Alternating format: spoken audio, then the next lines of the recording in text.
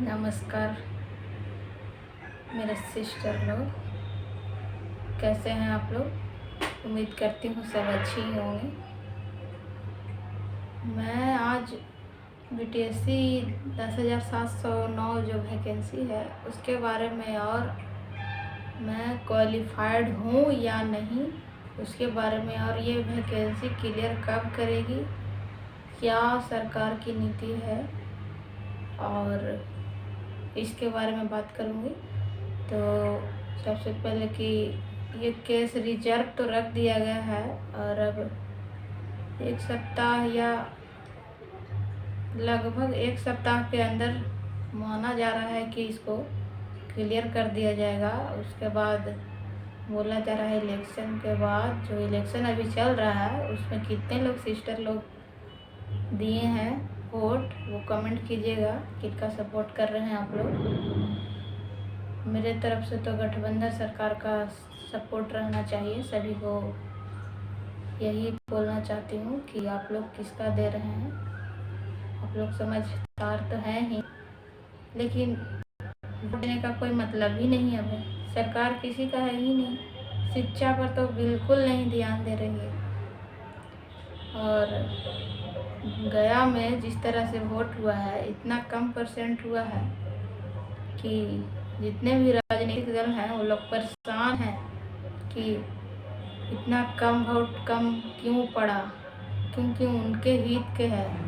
वो अपने हित के बारे में सोच रहे हैं, ये नहीं सोच रहे हैं कि स्टूडेंट लोग, हो सकता है कि कोई भी विभाग में जितने भी छात्र हैं वो लोग तो गुस्सा से बहुत से वोट ही नहीं दिए होंगे, जैसे मैं नहीं दी जाकर। और सबका ड्यूटी भी लगा हुआ था इलेक्शन में, इधर उधर तो नहीं गए सब लोग।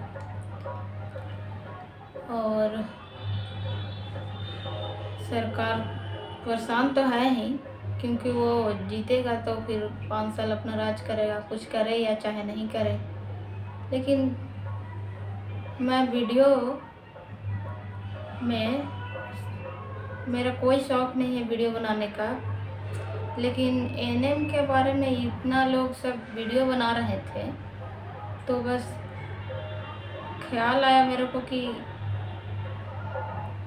दूसरा कोई जिसके दूसरे द्वारा हम लोग सुन रहे हैं, क्यों ना एक एएनएम ही बताए, क्योंकि वो रोज़ जिसके साथ ये फॉर्म निकला है, जिसका है, वो लोग तो ज़्यादा जानकारी रख रहे हैं कि क्या हुआ आज केस में। ये इसीलिए मैं बनाई कि सब जो कुछ भी बोलते हैं वो तो कम से कम मेरे वीडियो के माध्यम से अफवाह ना फैले गलत, इसके लिए कि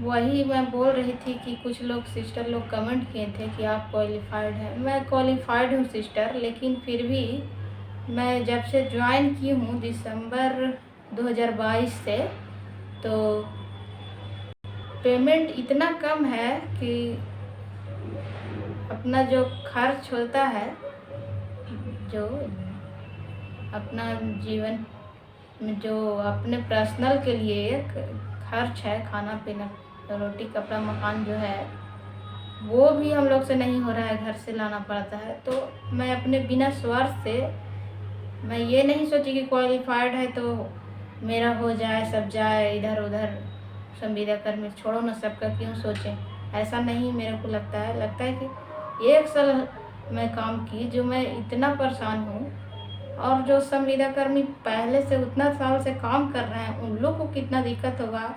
एक तो हम लोग को पेमेंट भी कुछ बढ़ गया, और जिनका नहीं बढ़ा उन लोग के साथ ऐसा गलत क्यों हुआ।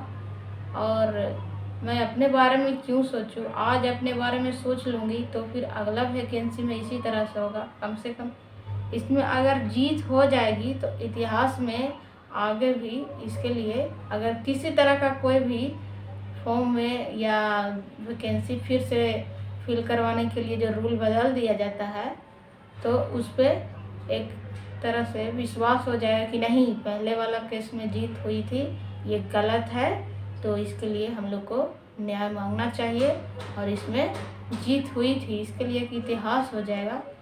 लेकिन अब जितने भी जो क्लास करवाते हैं, जो यूट्यूब पर पढ़ा रहे हैं, उन लोग तो बोल रहे हैं क्वालिफाइड वाला का ही होगा। तो इसमें उन लोग को भी मेहनत किया है। इसमें तो सबसे ज़्यादा जो ये वैकेंसी को दोबारा फॉर्म फिल करवा कर और फिर से ये नियम बदल कर माइनस नेगेटिव मार्क्स कर दिया, एग्ज़ाम कंडक्ट करवाया, तो उससे ज़्यादा उन लोग को क्वालिफाइड हुए, हम भी हुए हैं उसमें, हम भी क्लास किए, पढ़े, समय दिए। तो समय की हानि हुई है सभी को, लेकिन सरकार की इसमें गलती है, एनएम सिस्टर की कोई गलती नहीं है। सभी लोग अपने में एक दूसरे से मतभेद हो गए हैं, एक दूसरे को कि वो क्वालिफाई हो गई, संविदा कर्मी सबको कुछ नहीं आता है। तो ये सभी के साथ हो सकता है और ऐसा नहीं कि फिर से कॉन्ट्रैक्ट पर वैकेंसी नहीं निकलेगी तो उसमें साफ साफ फिर से अगर एग्ज़ाम लेगा और जो लोगों को न्यू फ्रेशर लोग को होगा उसमें, तो अगर इतना कम पैसे में काम कीजिएगा तो फिर से आप भी ये बात उठाइएगा कि नहीं, संविदा कर्मी का पहले होना चाहिए था, एग्ज़ाम क्यों लिया जा रहा है। हम मानते हैं कि कुछ लोग जो हैं जो बहुत दिन से काम कर रहे हैं, उन लोगों को तो दिक्कत हो रही है कि पास भी नहीं है, वो ठीक है, लेकिन क्या तरीका है, बार बार हम लोग को परेशान क्यों किया जाता है। डॉक्टर लोगों का शायद नहीं एक्सपीरियंस लगा, लेकिन सिस्टर लोग को ही क्यों दिक्कत है, क्योंकि इसमें कि लड़की है, महिला है, इन लोग के साथ शोषण करते रहो।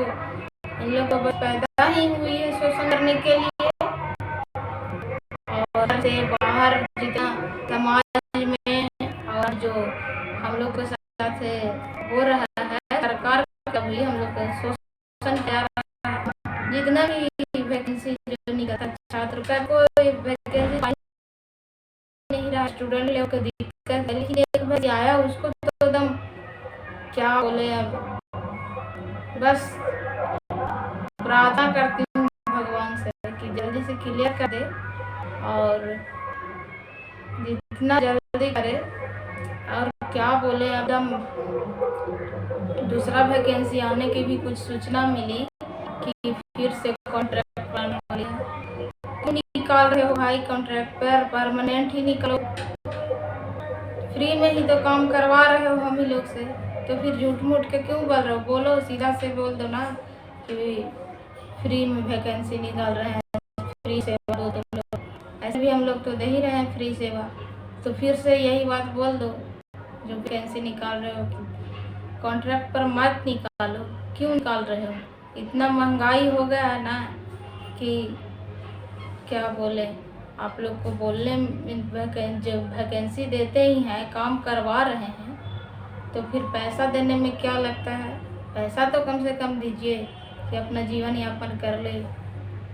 तो मैं क्वालिफाइड हूँ सिस्टर, लेकिन फिर भी मैं अपनी स्वार्थ नहीं देख रही हूँ, क्योंकि मैं जितने दिक्कत से झेल कर जो ज़िंदगी जी रही हूँ, सभी काम तो करना ही होता है, तो और पैसा कम मिलता है तो तकलीफ़ तो बहुत है, सभी को होता है।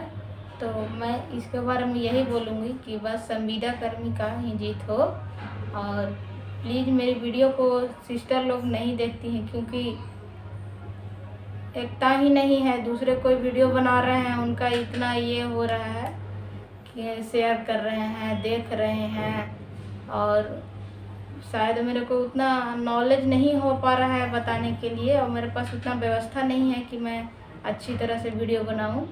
जितना हो सके मैं कोशिश करती हूँ अच्छा से बनाने की वीडियो, लेकिन उतना सुविधा नहीं है मेरे पास, सिर्फ मोबाइल है तो मोबाइल ही से बनाती हूँ।